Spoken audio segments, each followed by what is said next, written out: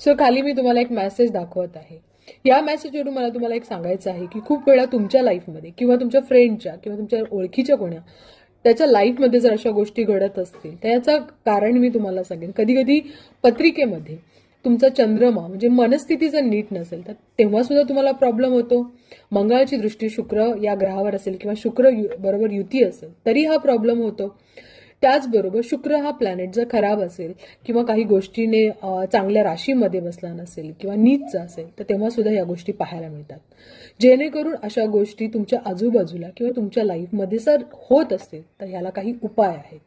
सगळ्यात महत्त्वाचं काही स्त्रिया गृहिणी असतात, त्यांना पटापट डिसिजन घेता येत नाहीत. काही जण डिसिजन घेतात, पण मी तुम्हाला एक उपाय सांगेन जेणेकरून तुमच्या लाईफमध्ये हे जर कारण होत असेल तर नक्की याच्यातून बाहेर पडाल.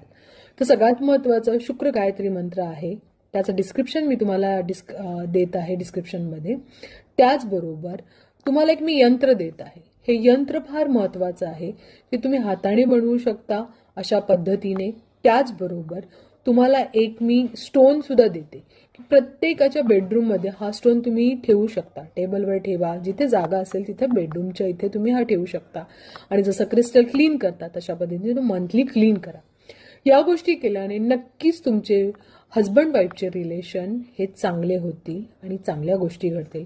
कधी कधी काही गोष्टी मंत्र जप काही उपायाने आपण नीट करू शकतो. तर नक्की हा उपाय करा आणि ज्यांना गरज आहे त्यांना नक्की या गोष्टी शेअर करा. कधी कधी काही महिला असतात त्या हतबल होतात आणि त्यांना कळत नाही की काय करायचं. तर कृपा करून या गोष्टी नक्की करा, ट्राय करा. आपले प्लॅनेट नीट करायचे आणि स्वतः खंबीर व्हा. जर आयुष्यामध्ये डिसिजन घ्यायची वेळ आली तर तुम्हाला ती घ्यायला यायला हवी. Best of luck.